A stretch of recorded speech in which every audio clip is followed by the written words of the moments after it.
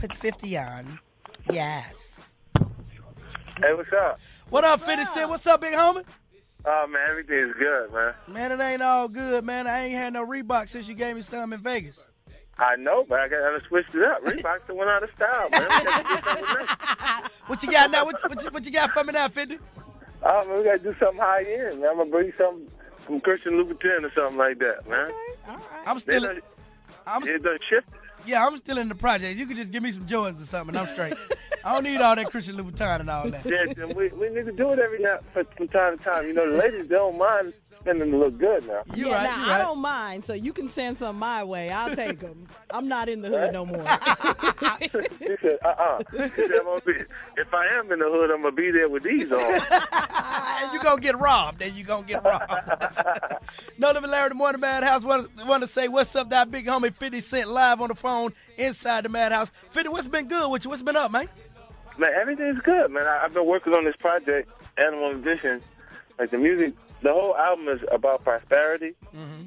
So I wrote it from all different perspectives. Like the first song I released was called Hold On, and it was about the jealousy or the envy connected to it. So, you know, when you grow up in environments where you don't have a lot, progressing too fast in front of them can cause some things. And you know, they'll start looking at your house like it's the bank to make a withdrawal out of. You damn right they will. Mm-hmm. Yeah. So it's called like, Smoke, right? Smoke is featuring Trey Songz. Mm-hmm. It's a song. It's produced by Dr. Dre.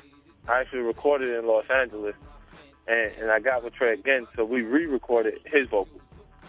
You know, and we worked on it. It's a hit. It's a hit record. I think it's a hit. So, you know, I just really want to see how people respond to it. So Animal Ambition is actually going to be on iTunes, right? Yeah, it's available on iTunes. So a lot of folks are saying this album is 50 back to get rich or die trying. What do you feel about the folks that are saying that? Well, you know what? That happens to every artist that has enough success. Like, if you have long enough career, you'll have peaks and valleys in it. Mm-hmm. And for me, like, I didn't even have a real low point. I just went to focus on other things. Like, I went into film production. I produced 10 films. Mm-hmm. I raised $200 million. I broke it into 10 pictures. I sold domestic rights to Lionsgate, and then sold all the international territories on those projects separately. And then I have 4 television shows right now. And then I have a book that I put out called Playground. That it was a bullying book, and I ended up turning it into an animated television show. I met with Brian Grazer over at Imagine, and we walked it in, so they'll get a chance to see that on Fox. Well, we know that you are very, very well versed in business without having gone to business school. Talk about the reason behind your split with Interscope, because I know it was a business decision. Yeah, absolutely. Like Interscope, it turned into Beats Records. There's not a music video that came out over the last 2 years that hadn't had product placement in it with Beats headsets in it. And I decided to invest in SMS Audio. So for my actual company, like the only marching orders like that was received during the period that we were shooting a music video for My Life, it was me, Eminem, and Adam Levine, was that I didn't actually put my headsets in the video. There's a point that they blurred out my actual hat. Like if you look at the music video, it's blurred out. Because I actually was the only artist in the actual building in the green. Like I didn't owe them anything. I sold so many records that on the first 2 albums that I was always recouped the entire time. So 50, Benzino shot this weekend. Have you spoken to him or spoken to any of his people? Well, I heard about it. Yeah. I haven't actually, talked to him. Like, I guess, well, I'm glad he's all right. Yeah. You know what I'm saying? I don't wish that on nobody. Yeah, that's crazy. We know that you are no holds bar on anything that you feel some type of way about. You put up the pictures of Diddy and Rick Ross. You took them down. What's going on with that? I say beef loosely because I don't know that y'all are beefing, but that, issue. You know, it's interesting because, like I told Puffy called me when he was doing the Angels song on Last Train to Paris. And I told him, I was like, you got to take that part out where you actually come through the tunnel and you sing it. Like, and I said, there's one thing you can say, don't worry about it. If I write rhymes, I write checks. But when you actually start singing, you just got rid of Milli Vanilli for that. Wow. Like, this is when it starts to reach the gray area. You know what I'm saying? Like, and I'm like, but I told him, I go, And every time, like I look, and if I see something that looks so weird, I'll ask. You know what I mean? Like I asked Snoop. I put the picture up when I saw a picture of Snoop. They know I'm a Snoop fan. Yeah. Like I love his music. I love him. When I see like he had like the French manicure. Right. You had to say something. Now, things are changing now. Don't think it ain't 2014 now. You know what I'm saying? So I'm like, yo, what you trying to tell us something? 50, you a comedian, man. Yeah, 50, you silly. Definitely. Well, I want to ask you, I know you have a track with the Glocc while we're talking about beef, and, you know, you and Jadakiss and Styles P had your issues. How did you end up getting them on a track on Animal Ambition? I just called them, and it came together. Because, like, we did a track before this one. It was for him. It was called Dark. Jadakiss had sent the song over, and I wrote on it. And then I called him on this project because I was like, would be the actual time to do it for me. You know what I mean? It's a transitional period, and it allows people to see. I won't let that beefing or arguing with another artist, because it's just the competitive nature of our art form that forces that to take place. And I won't let that overshadow the actual work, because that doesn't sell records. Hit records sell records. Speaking of the album, Animal Ambition, you also got the Dirty South on the album. You got Yo Gotti on that thing. How did you hook up with Gotti? Are there any chances of getting my big homie Lil Boosie on the album? Yeah, listen.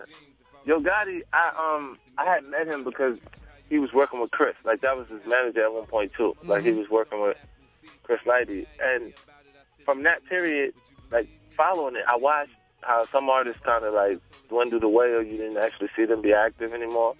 And then I watched Yo Gotti continue on his path of success.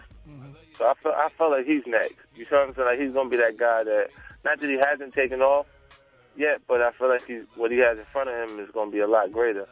You know, so just to be a part of it in the early stages, because it's still very early for him. Like, he done accomplished a lot, but there's a lot more you'll see in the future.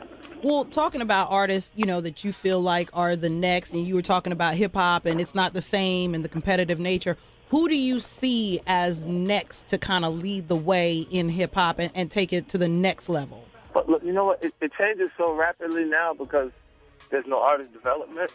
Like, now you'll see a guy have a big hit record, and then like with Trinidad James at. Right. You know what I'm saying? Like, you don't see him anymore. Like, these guys, like, and they be gold all of my grill, and then you don't disappear. And then so you'll see a lot of one hits come out of it because the artists haven't been groomed. Well, that might be that might be your next, you know, venture. We know you always getting into business. That might be an area for 50 Cent to step into and do some of that grooming. He was doing that on one of his television shows.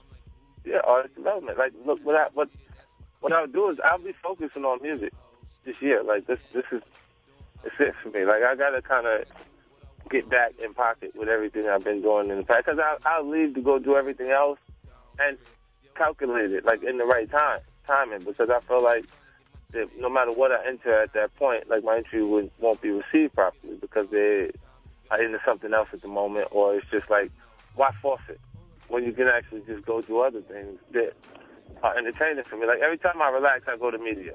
So there's some sort of music, television, or film involved in my vacation if I'm just going on vacation for a couple of days. So my interest in film and television have came based on that, because sometimes I watch things and I'll be like, yeah, I could have played that part.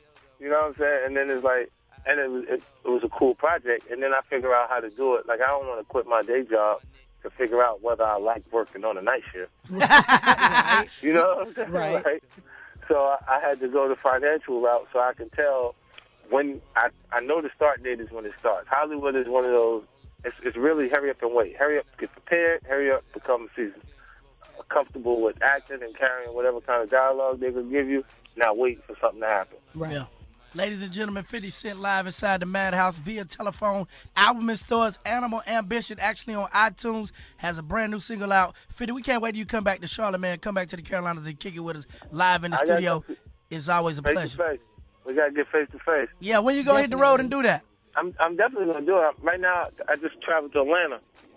So I'm running in Atlanta, and then I'm going to come on down that way. Okay, that's what it is. And I have to say this to you, 50. I admire you not only as an artist, but just the fact that you have such a wonderful business mind and business mentality. I mean, you came, I remember meeting you in Tallahassee, Florida, before you dropped any major records, and you were so humble. And to see now where you've come, that had to have been in like 2099, somewhere in that area. And just how far you've come in the last 15 years is amazing. I'm a work in progress. I still don't feel like I'm already as good as I'm going to be. You still with the money team? We still got 6 Maybachs outside, or what's up with that? No, I done quiet it down. People, look, let me tell you, that stuff works. It works for Floyd and Floyd only, because people like Muhammad Ali was the people's champ. Right, no doubt. Because he shared the same values and the same beliefs as the audience. They really for him. People watch Floyd not to miss the opportunity to see him lose and become a fan of his when he wins, when he gets away. Right. You see what I'm saying? But they watch it like we was in the middle of a recession saying we got all the money in the world and we really don't care. Right. So it's tough to like it. You just watch it because you go, it's like, look at this.